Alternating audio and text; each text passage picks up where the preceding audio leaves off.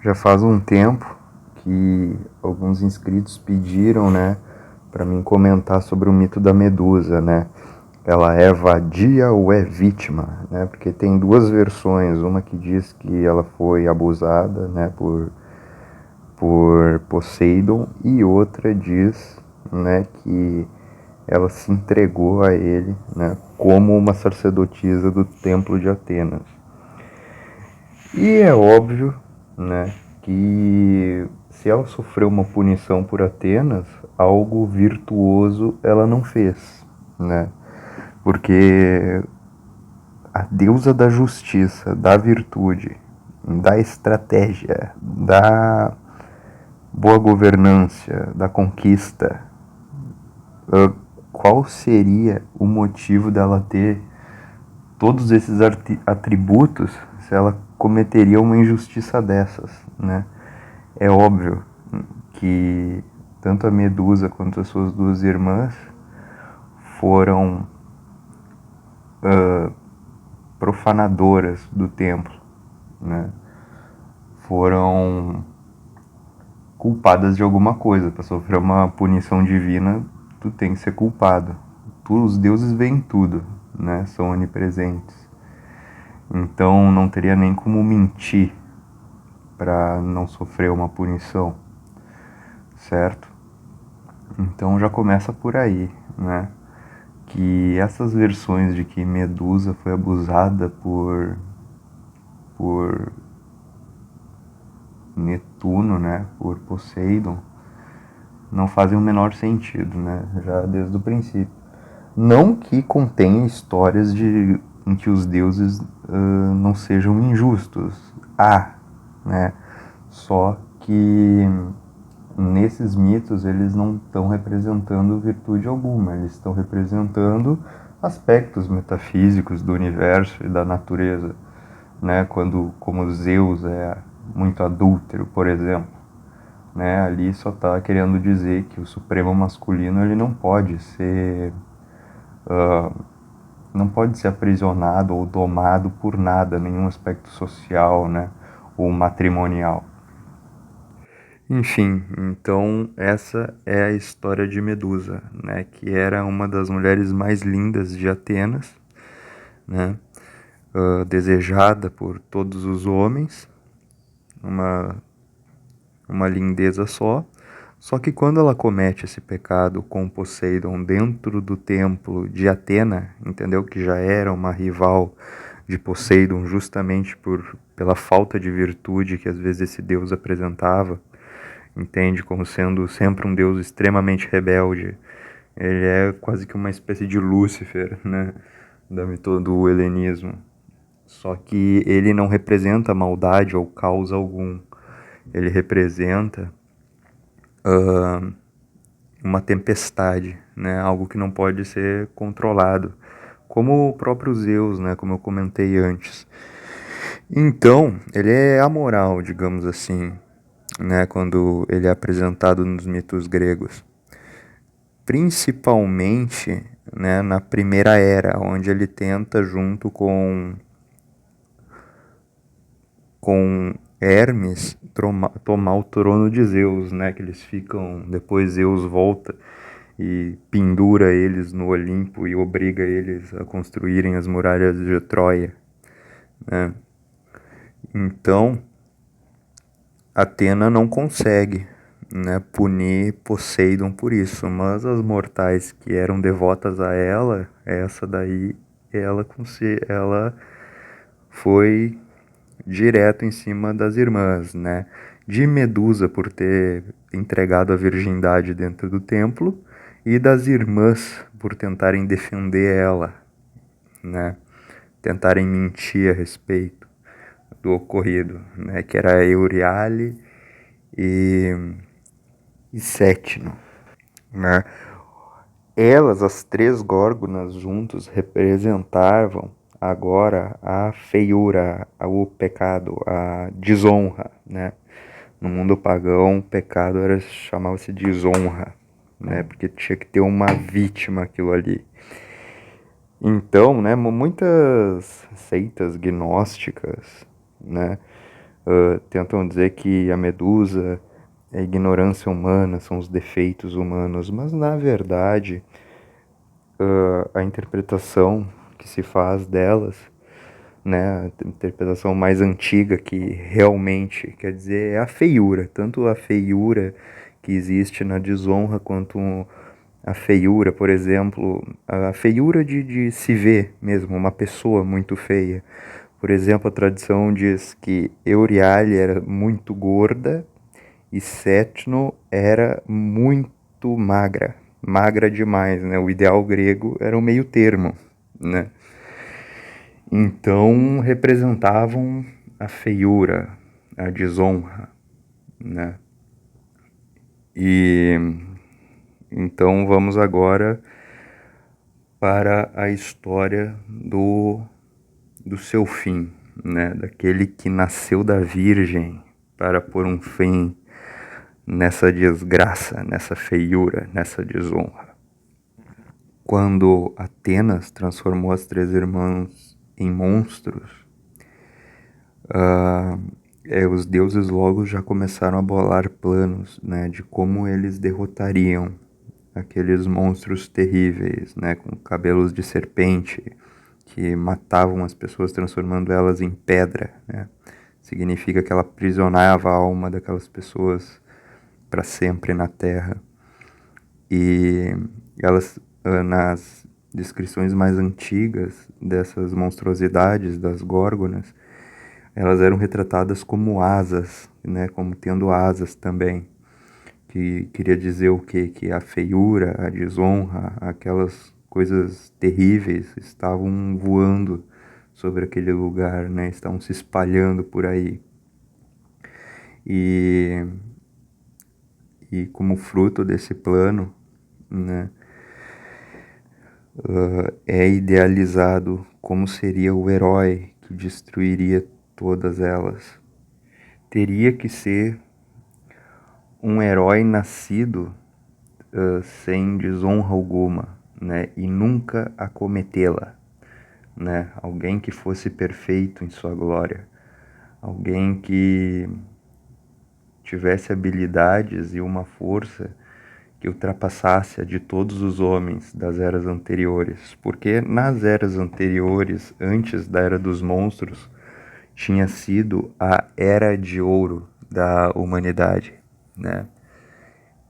Nessa era como era o homem sem a desonra, era como se fosse, por exemplo, Adão e Eva no paraíso. Depois teve a Era de Bronze, né, que a chama, né, do conhecimento do bem e do mal, digamos assim, foi concedida de volta à humanidade e muito mal gerida por ela, né? Os homens se matavam direto, não tinha virtude alguma. Então os deuses tiveram que interferir novamente na criação da humanidade. E aí veio a Era dos Monstros, né? Que teria que ser dado o fim à Era dos Heróis. Então eles viram que eles teriam que novamente colocar sua essência na humanidade, né? Gerar novamente um elo entre o sangue divino e o sangue daquela humanidade que já havia sido profanada, né?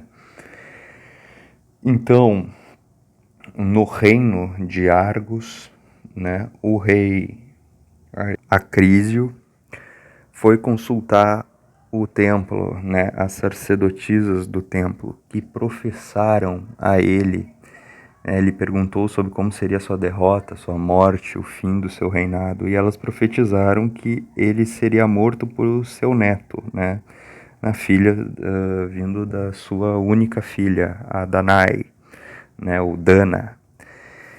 Então, né, como o Odin faz com a Brunilda, né, que prende numa torre, né, diversas interpretações para isso, né, do pai prendendo a filha numa torre, né, que seria o ciúme, entende, inerente de que todo pai tem com a filha, né, de que deve chegar um homem perfeito para conquistar ela, né?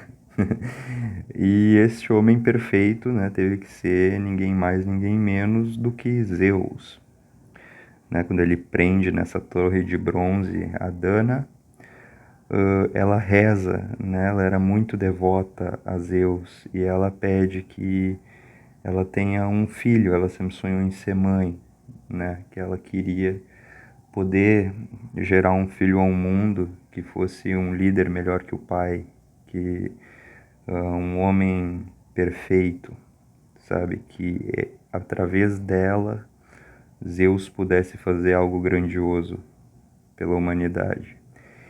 Então, Zeus manda uma chuva de ouro, né? A chuva é um princípio masculino, né? Na qual se fecunda a terra, né? Então, nessa chuva de ouro, Danae é um, essa chuva ela é enviada como um símbolo, né? De que todas as orações que Danae tinha feito se realizariam. E ela teria, sem ter tido nenhum tipo de conjunção carnal, daria a luz ao herói perfeito. Então, dali a 9 meses, né, no tempo, ouviu-se o choro, né, os gritos dela parindo e o choro de uma criança. Então, Acrísio, né, sentiu um arrepio na sua alma e foi lá ver o que tinha acontecido. E estava lá ela com um bebê, né, magicamente. Ele tinha achado que foi o irmão dele, que era inimigo, que tinha invadido a torre e abusado da filha dele. Então, ele decide pôr um fim, né, nos dois, sem precisar ele diretamente matar os dois, né? Ele dá uma chance ao destino levar Perseu e Danae para o lugar que quisesse, né? Então ele põe os dois dentro de uma arca e joga no mar. Então, Perseu e Danae agora eles estão no reino de Poseidon e só ele pode guiar o destino dos dois. Aí, em um reino distante, né, um pescador que era muito devoto a Poseidon foi designado a uma missão, né? Porque quando se era devoto de um deus, além de fazer algum sacrifício, né, atribuir a ele algo, era muito comum que através de revelações fossem dadas a ele uma missão vinda daquele Deus, né? Em vez de um sacrifício, uma coisa prestada àquele Deus, era pedido a ele um favor, algo do tipo, né? Então, Poseidon, através geralmente de um sonho, né, avisa esse pescador que ele vai achar, né, a mulher e o herói e que é para ele salvar os dois e integrá-los à sua família, né, cuidar dos dois como se fossem de sua família. E assim foi feito. No dia seguinte, ele lançou a rede ao mar, né, viu aquela arca e puxou ela para dentro do seu barco, né? Só ele lá resgatou Danae e Perseu. Só que Danae era muito bonita.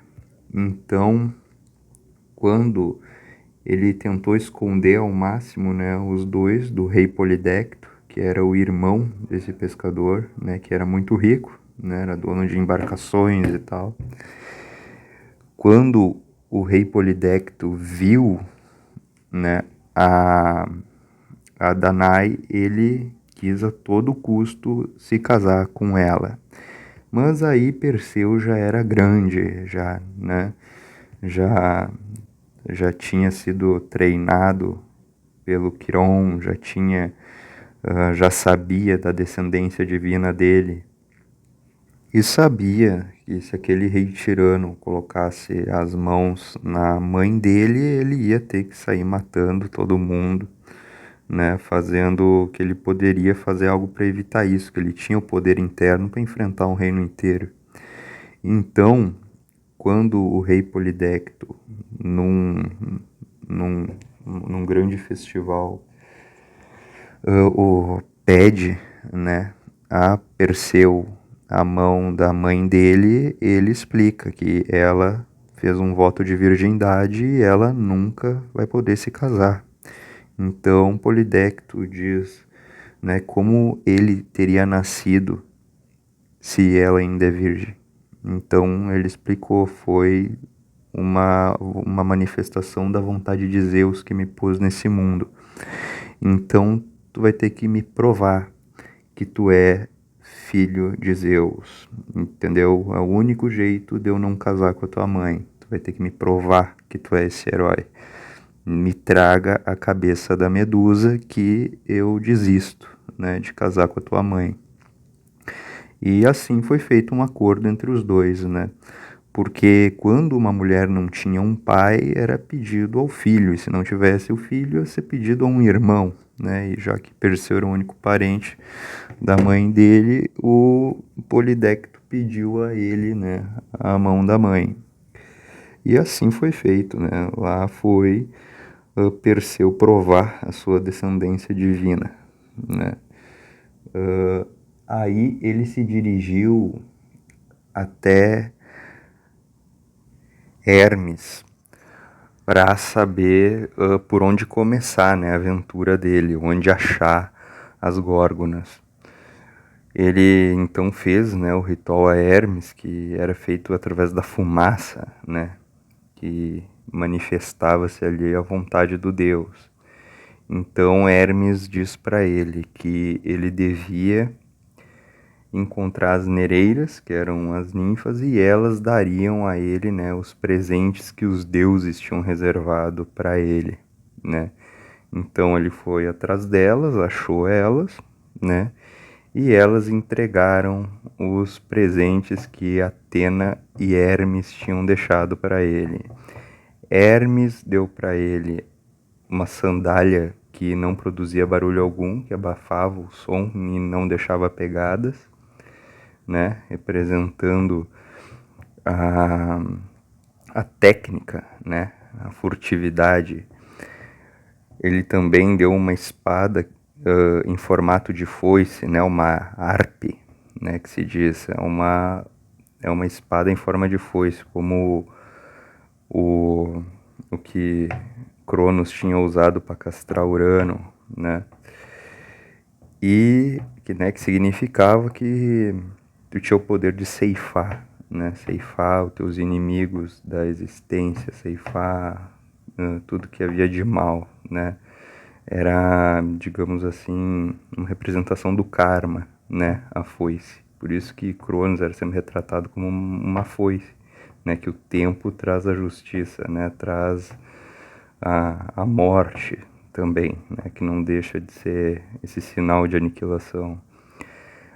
E Hades deu para ele um elmo que tornava ele invisível, né? Aquele elmo com asinhas, que a gente vê também muitas representações de deuses nórdicos com esse elmo que representa o pensamento, né? E ele te torna invisível porque ninguém pode ver o teu pensamento, né? Também ganhou a égide de Atena. A égide de Atena é um escudo, né, que refletia todo o dano que o inimigo causava a ti, né? Era como um espelho. E assim ele conseguiu tudo, né? E ele perguntou a Hermes também, onde eu vou saber onde estão as górgonas, né? Tu vai ter que se dirigir até as irmãs dela, né? Que são as Greias, né? Eram as irmãs das górgonas. Eram três velhas, né? Que já nasceram grisalhas e elas eram todas cegas e tinham um olho só, né? Aí tem várias interpretações para isso, que é como se fosse a opinião pública, né? Como se fosse tipo a mídia, que aonde tu pega o olho e foca, todas as três vão se convencer daquilo, né? É o, sei lá, representa também imbecilidade. Tem várias interpretações para isso, né? Essas três velhas de um olho só. Ele pega, né? Ele vai atrás, né, das três irmãs. Hermes diz para ele onde elas estão. Ele pega o olho delas, né? Ele fica entre elas, quando no momento que elas passam o olho uma para outra, ele rouba. E ameaça estourar o olho, né? Se elas não contarem aonde está o esconderijo das irmãs dela, né? Porque as górgonas elas se escondiam, elas atacavam um lugar e depois elas se escondiam para não serem pegas, né? E aí elas disseram, né, que elas estão na costa da África, de alguma colônia grega que tinha lá, que um templo abandonado, entendeu? Que era dedicado aos titãs, mas que havia sido abandonado no fim da Era de Ouro, e que ele ia ter que ir até lá, né? Ele exige que elas expliquem mais detalhes, né? E quando ele consegue o que quer, devolve o olho para elas. E assim ele parte atrás das górgonas. Quando ele chega na frente do templo onde elas estão, ele coloca, né, o elmo da invisibilidade e entra, para não chamar a atenção das outras duas irmãs, que até então não se sabia se elas eram imortais. E quando ele entra lá, ele vai se dirigindo bem devagar, né, entre os pilares do local, até que ele vê onde está Medusa e espera ela ir até ele, né? Ele fica fazendo barulhos, distraindo ela, e quando ela chega perto e ele olha aquela cara, né, no reflexo do escudo, imagina aquele arrepio na espinha, vendo frente a frente uma feiura tão aterrorizante que transformava as pessoas em pedra, né? É que nem quando, sei lá, tu anda no centro de São Paulo, sabe? Tu vê a massa marrom ali e tu fica, puta que pariu. Ele deve ter sentido a mesma coisa. Aí ele dá um giro, né, e arranca a cabeça da Medusa, né? Põe dentro de um saco e dali da cabeça dela, quando ele corta a cabeça, sai o Pégasus, né? O Pégasus, ele é a manifestação da glória, da vitória. O cavalo, porque é um cavalo de asas? Porque o cavalo, né, principalmente naquela época, simboliza a liberdade, né? Uma coisa que tu monta em cima e tu conquista o mundo com aquilo. Tu ganha o poder de correr, de ir para qualquer lugar que tu deseja. Ele é essa liberdade, essa conquista, né? E com asas ainda por cima, ganha um sentido ainda mais elevado. É um sinal de poder mesmo, é uma representação do poder, o Pégaso, né? E também dali junto dele sai um outro gigante lá, mas enfim, é irrelevante para essa história. Então ele monta no Pégasus, né? Ele é o primeiro dono do Pégasus. Né, mas se vocês forem ver nas representações renascentistas, muitas vezes mostra o Perseu sem o Pégasus, né? Só com as sandalinhas. Só que não era as mesmas sandálias de Hermes, era só um negócio que abafava o som, né? Nas versões originais mais antigas, ele já monta o Pégasus, né? Até porque depois, né, quando ele resgata Andrômeda, ele não fica carregando Andrômeda com essas sandalinhas, ele leva no cavalo, né? Então, assim, né, depois dele ter cumprido a tarefa de arrancar a cabeça dela, ele sai voando de volta para a Grécia. E quando ele tá voltando à Grécia, né, tem uma versão que ele encontra Atlas, e Atlas duvida que ele tenha conseguido, né, matar a Medusa, e ele tira a cabeça da Medusa e transforma Atlas em pedra. Só que isso não faz o menor sentido, porque o bisneto do Perseu, que é o Hércules, se encontra com o Atlas e o Atlas está bem. Isso é... Quem assim, viajava nessas interpretações aí, nessas versões esquizofrênicas da mitologia, foi depois Ovídio, entendeu? Apolodoro, né, que são mitologistas mais antigos, quer dizer, mais recentes, né, já do período romano. Na Teogonia, né, aí a gente tem mais perto, né, do que eram os mitos originais. Né, a gente vai falar agora até do pai da Medusa. Quando Perseu derrotou, né, as Górgonas, ele ficou sabendo pelos povos que tinham ali por perto que a mulher mais linda viva da época, que era a princesa Andrômeda, ia ser sacrificada, porque a mãe dela tinha insultado as divindades do mar, dito que Andrômeda era mais linda que as Nereiras e que a rainha do mar. Então, os sacerdotes de Netuno, né, de Netuno não, de Poseidon, eles profetizaram, né, que ela teria que ser morta para que um grande monstro não matasse toda a cidade, né? Então Perseu foi atrás, né, de resgatar essa princesa. Ele falou com a rainha, né, e fez ela prometer que se ela salvasse Andrômeda e a cidade do monstro, ele ia poder se casar com ela. E eles aceitaram isso, né? Ceto, este monstro marinho, ele era, nas versões mais antigas, na Teogonia, né? Ele era o pai da Medusa. Essa história que eu falei no início, que a Medusa e as Górgonas eram mulheres lindas e que depois foram amaldiçoadas, isso, quem veio com essas versões foi Apolodoro e Ovídio, que já eram da era romana, sabe? Antigamente, nas versões antigas do mito da Medusa, a Medusa e as Górgonas já nasceram monstros, elas nunca foram mortais. Entende? Depois inventaram essas versões para dar mais sentido, né? Falar sobre a desonra e tal. Mas nas versões antigas, elas sempre foram monstros, descendiam de monstros, né?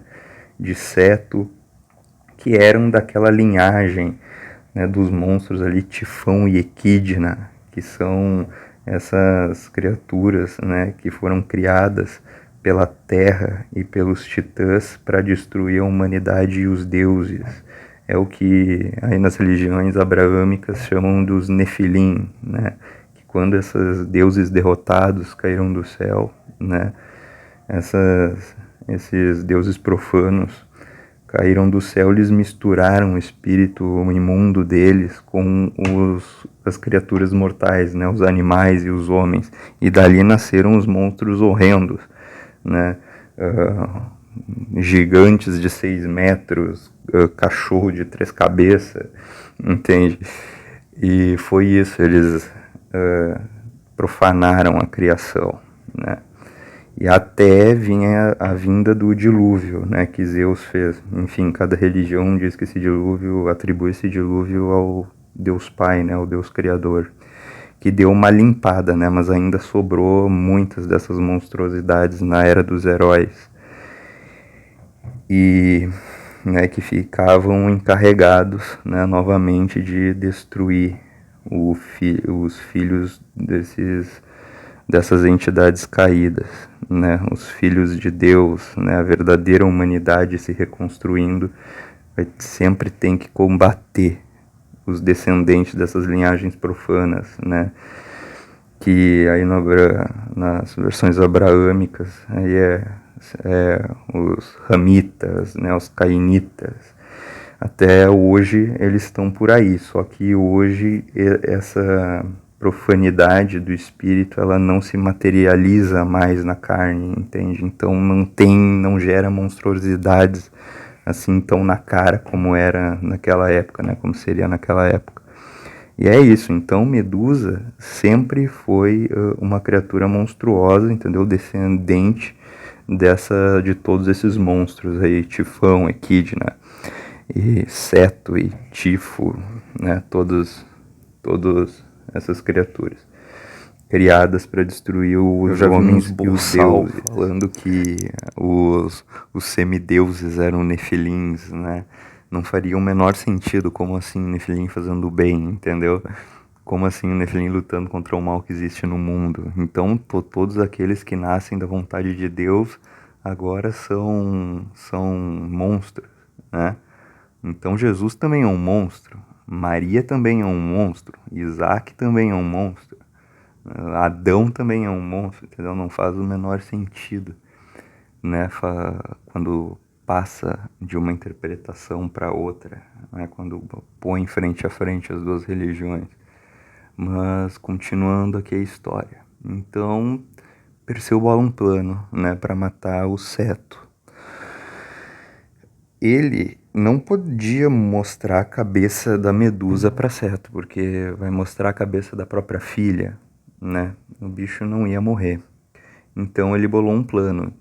Ele ficou em cima da pedra que Andrômeda estava acorrentada, e quando Ceto foi morder os dois, né, devorar os dois, ele pula da pedra e divide com a foice dele a cabeça de Ceto ao meio, né?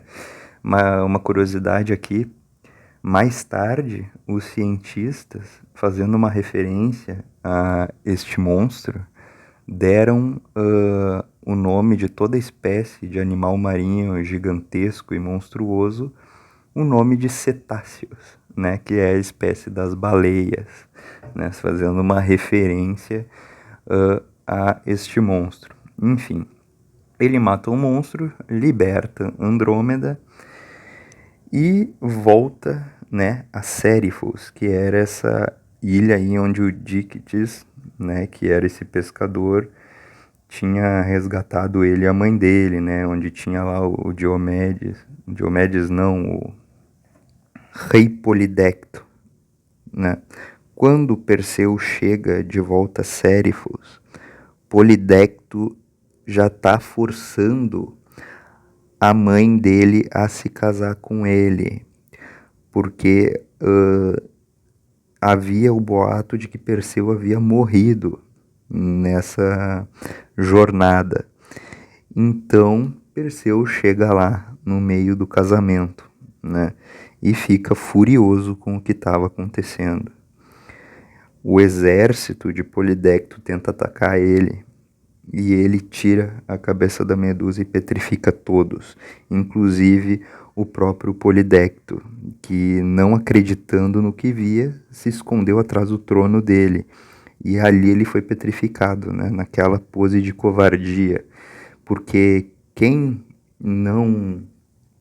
O que é essa metáfora, né? O que isso simboliza? Ele não acreditava na honra, ele não acreditava em Perseu, ele não acreditava no poder de Perseu, ele não acreditava nos deuses, ele não acreditava que era possível alguém destruir as Górgonas.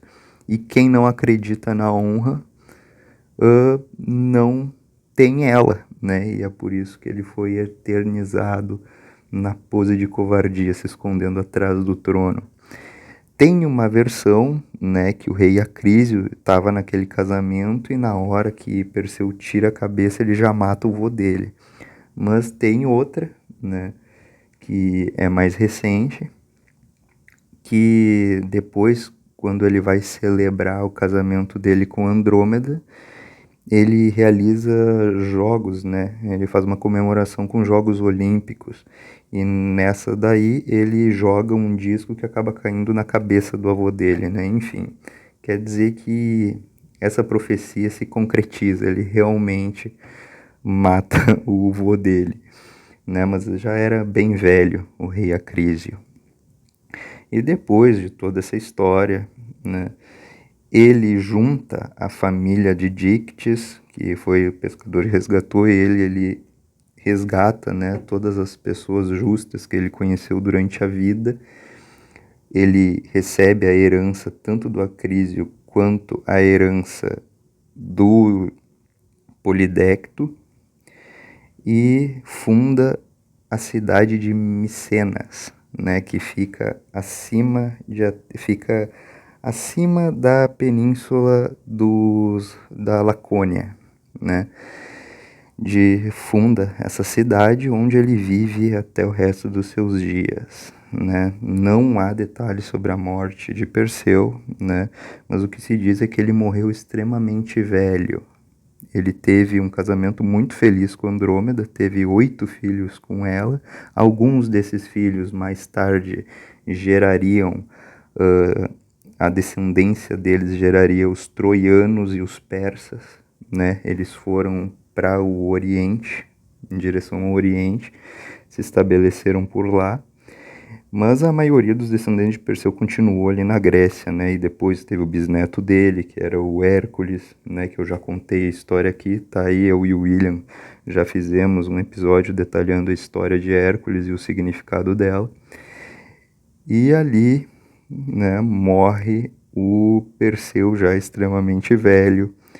Ele diz a tradição que ele deixou diversos manuscritos, ele pregou até o fim da vida dele essas questões da honra, a importância de casar com uma virgem, a importância, né, como devia ser regido os duelos. Ele escreveu inúmeras leis que diz a tradição que foram queimadas juntos com Troia, né, as leis de Perseu. Mas enfim, o legado dele continuou pelo sangue, através de Hércules e depois de Teseu, né? Até hoje, sem saber que veio de Perseu, a gente ainda glorifica seus atos e as leis que ele ensinou aos seus descendentes. Assim termina, né, a vida do mais virtuoso dos heróis. Depois de toda essa aventura, ele entrega, né, de volta a Atena a Égide, todas essas relíquias que a ele foram emprestadas, inclusive o Pégasus, que mais tarde seria usado por Belerofonte, né, para matar a Quimera e as Amazonas, né, junto com outra tribo de bárbaro que não me vem o nome agora. Enfim, essa é outra história. E assim eu encerro. Compartilhem o vídeo com todo mundo aí que vocês conhecem, que curte mitologia, né, que curte as histórias dos antigos heróis. Grande abraço a todos e tchau.